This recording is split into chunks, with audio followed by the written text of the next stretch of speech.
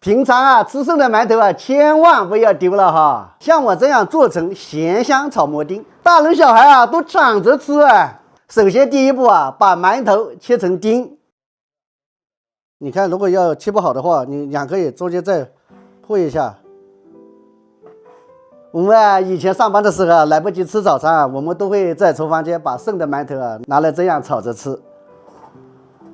接下来碗中打入3个鸡蛋啊。先给它打散，搅拌均匀。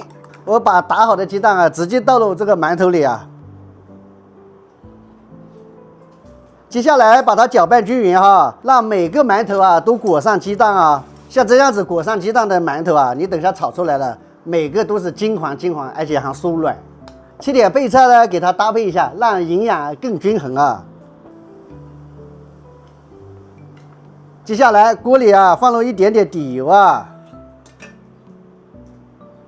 油热之后啊，把前面这个裹好鸡蛋的馒头啊倒下去，把它给翻炒一下哈。家人们，这个炒的时候啊，你们都要注意点，这个温度啊不要太高了哈，因为它有鸡蛋液裹着的哈，那个温度太高了，它就会糊掉的那种。稍微炒一下哈，它就可以装起来了哈。我们再来炒一下配菜，我们现在给它盛出来备用啊。接下来呢，我们锅里啊少放点油哈，这一下哈就放一点点就够了哈。接下来把葱放下去哈，再来火腿也给它放下去，我们再把胡萝卜放下去哈，最后把包菜也给放下去，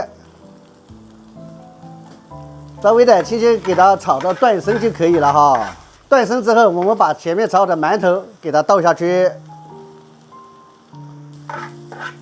调味其实很简单啊，来勺盐，来一点点鸡精就可以了哈。再继续给它翻拌均匀。喜欢吃那个烧烤的味道的那种哈，你还可以放点烧烤料啊，或者是你们如果家里有那个孜然的，放点那个孜然也是挺好的。翻拌均匀啊，就可以准备出锅了哈。出锅之前啊，来把葱花。好嘞，出锅了。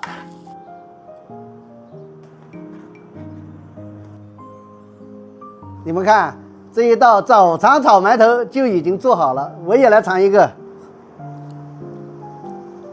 哇，那个鸡蛋裹在那个面包上炒出来的香味真的就不一样，真的很香，特别是又放了点那个烧烤料，特别的香，真的好吃啊！你们看，我这么一大盘的馒头啊，其实炒起来，你们知道用了几个吗？只用了3个馒头，3个人吃啊，我估计都绰绰有余。你们也赶紧试试吧。